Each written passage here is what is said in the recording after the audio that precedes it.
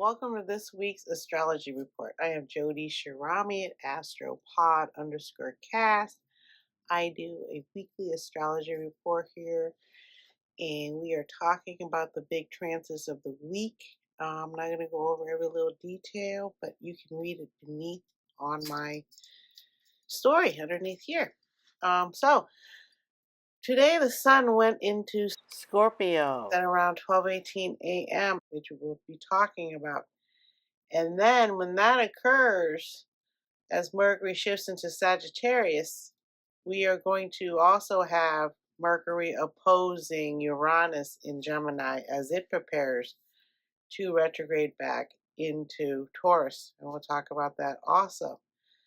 So the biggest transit that is occurring out of all of this is that Mars and Mercury are basically conjunct in Scorpio before Mercury shifts into Sagittarius. We are going to be dealing with Mercury in its beginning shadow phase, which was October 23rd. And the shadow phase is where Mercury will retrograde back to this degree that it's at now.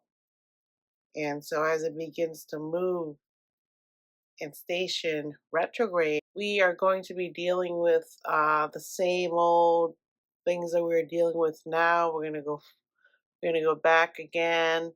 We're gonna go forward until November. Then we're gonna go back again, all the way back here. So Mercury will be shifting into Sagittarius at about 7:02 a.m. on October 29th, which will be next Wednesday coming up here. And when Mercury shifts in Sagittarius, it will be stationing retrograde November 9th in Sagittarius and then moving back to these points of the pre-retrograde shadow phase, which was happening on October 23rd. Yesterday is when it began its shadow phase, meaning that when it retrogrades back here again, it will come back to right at this spot that we're at right now on October 23rd, which was yesterday. So, with Mercury being in Scorpio, you really want to say a lot of things like I did last week, and it was really strong, powerful energy, and it still is pervading until Mercury leaves for a little bit, but then it's going to come back here again, and we're going to revisit this feeling again. And Mars, of course, is going to be moving out of here. But really, the main point is that Mercury moving Sagittarius, the end of October, which is next Friday on the 31st, will be a little bit more optimistic, joyful. We'll feel abundance, hopefully, that things are going to turn in our favor. Things are going to work out for us. Things are going to work out everywhere we hope. With Jupiter here in Cancer, it is giving us hope with the land. It is America's birth chart with Jupiter in Cancer. And Cancer is again rules over the United States. So right now, Jupiter being in Cancer is giving the United States a lot of attention from the world, and it is almost going overboard. Oops, sorry about that. It's almost going overboard in the abundance of the very rich in the world. And a lot of the people in their own homes are fighting against that. You know, they don't want Airbnb in their cities driving up the price of their rent, and all their gas, their food is hard to come by, and prices are going up, all these tariffs. So this week's big transit is that Neptune has shifted back on the new moon, right around the new moon, Pisces. Neptune left Aries and went back into its home sign of Pisces, and it's at 29 degrees and 20 minutes now, 22 minutes, right around there as the week goes on. Again, Pisces is a slow moving outer planet. It is the furthest planet, and then Pluto's after that. So it's the second furthest planet away. And again, it takes 150-ish years to move around. So the big thing of this week is that the grand Water Trine will become effective. It will be starting to form and last through December. And this is due in part to Mars in Scorpio is going to be here for a little bit longer. And then Pisces moving back into, and Neptune moving back into its home sign of Pisces where it rolls over. So it's going to be very clear headed about what it's doing there. And then the other one is Jupiter, who's a beneficial, beautiful planet and loves being in a Cancer where it is exalted. It gets to do what it wants, which is giving, nurturing, teaching, all the motherly things that the moon represents. So we have a beautiful grand water trine that's occurring, and water again rules over our emotions, the way we see the world through the lens of a child, and how we develop our emotions as we grow older. And it's not like it's transit where everyone's like, "Wow, it's a grand." It's not. It's not so much a thing that is unusual, but it is unusual in this time because of all the chaos happening out in the world, that we could use a little soothing, optimistic love feeling, nurturing, security right now when the world is so divisive, not knowing what's going on in the world. There's so many little revolts going on everywhere. There's also Mother Nature feeling her need to move around. A bunch of little earthquakes everywhere, and three-eye atlas is behind the sun now where we can't see. And the other day, according to Stefan Burns, it got a plasma ejection from the sun. So there's a lot of things happening, and it's happening quickly. And besides all that, the grand water trine is going to help keep things moving, according to Susan Hopkinson, another very awesome astrologer I follow, and I'll put her link down below. But she's really deep dives into each big movement of the outer planets because they're so karmic in nature. They go over the same points again every, like Neptune, 156 years. So when these bigger outer planets come back again to these areas, like the Pluto return of the American chart of 1776, it is going to go over that point where it was 156 years ago. Neptune is going to do that, right? And Neptune has done that in Pisces and gone into Aries, but it's coming back to finish up what it has to finish for the very last time in this lifetime of ours. We won't see Neptune come back here again unless we can all live 200 more years. And that could happen. And I could be sitting here 200 years going, wow, thank God for that. That was a great invention to be able to live a little bit longer, right? So I think that is the biggest transit of this week in terms of with optimism. And Jupiter rules over Sagittarius, and so it's an exalted sign in Cancer.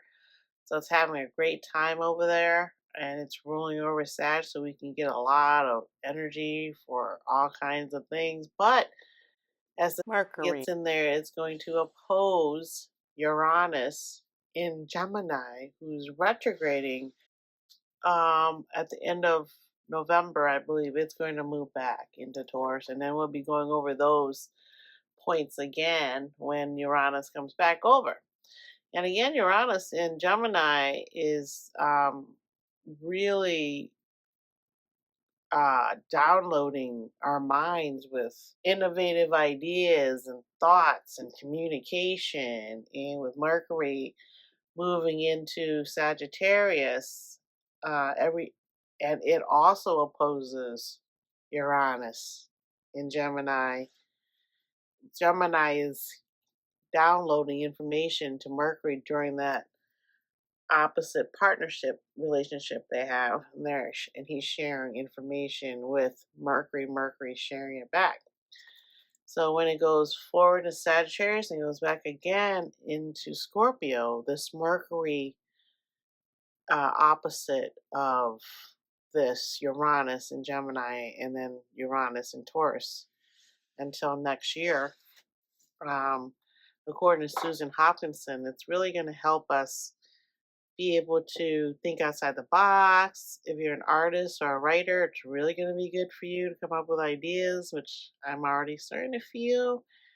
I'm able to start seeing what it is I want to share uh, as a I can see it happening in my mind. I can hear the talking. So it definitely is the time, and I've been preparing for this time. I've been waiting through the astrology, and whenever I felt it, I would share it. But I think this is going to be a longer, sustained types of feeling with the water trine, which is very artistic.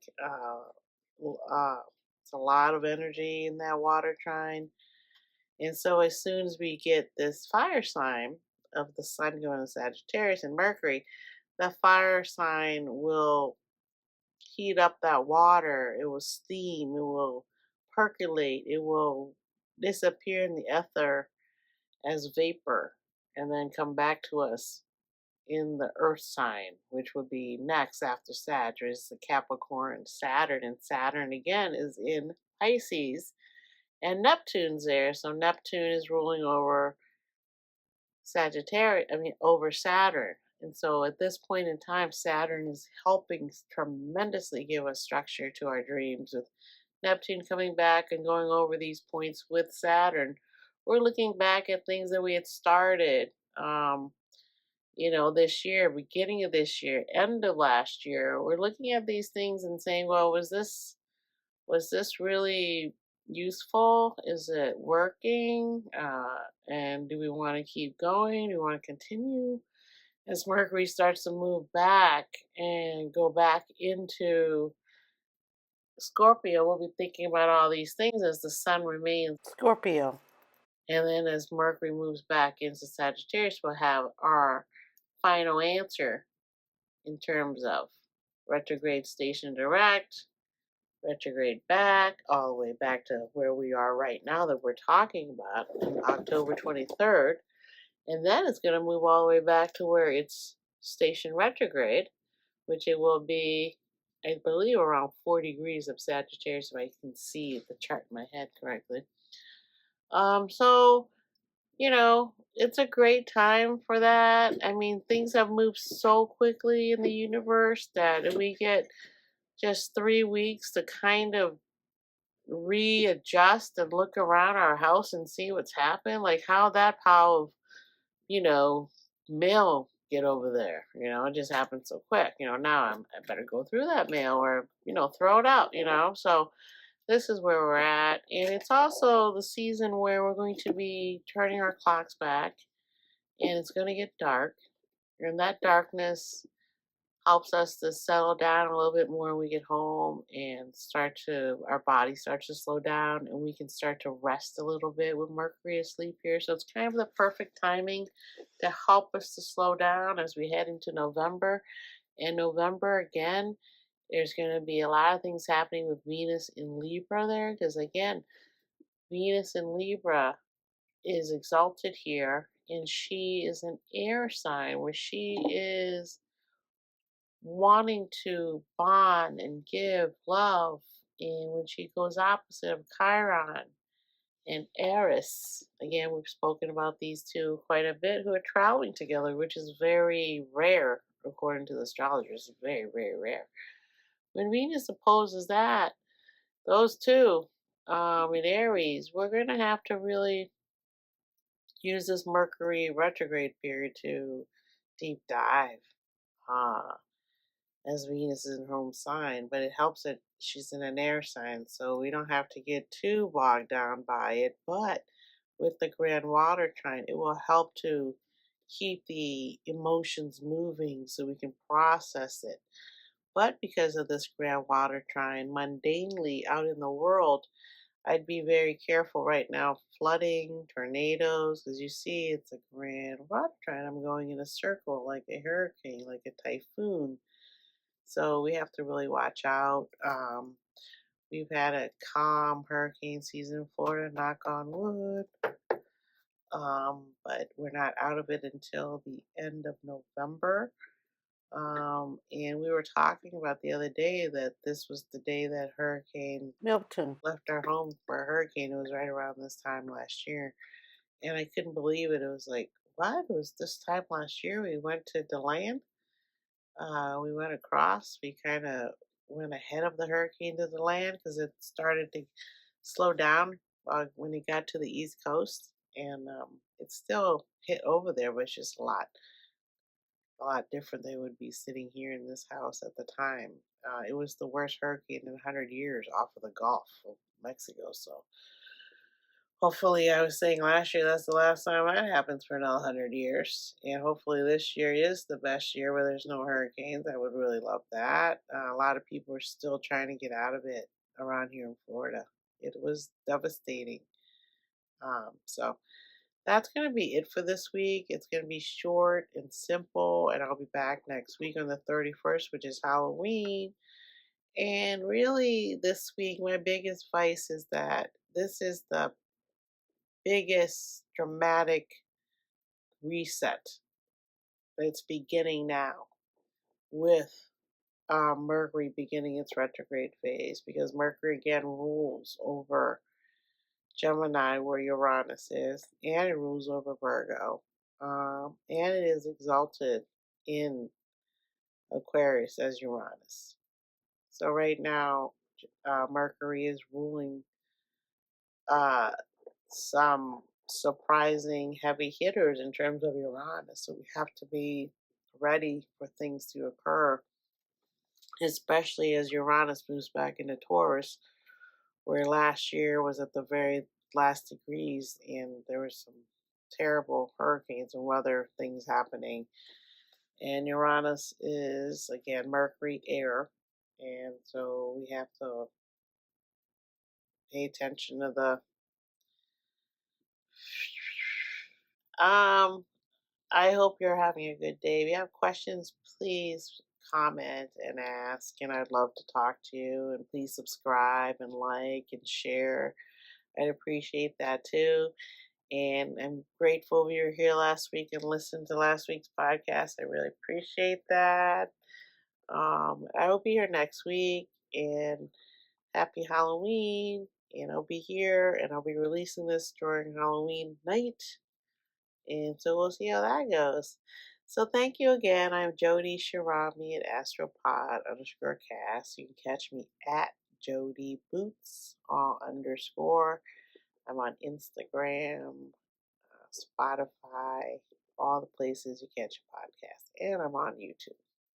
So thank you very much. And I'll be here next week. And take it easy this week. You will start to slow down, and you will get a little bit like you're stuck in quicksand. Okay, so thank you. Take care. Mwah.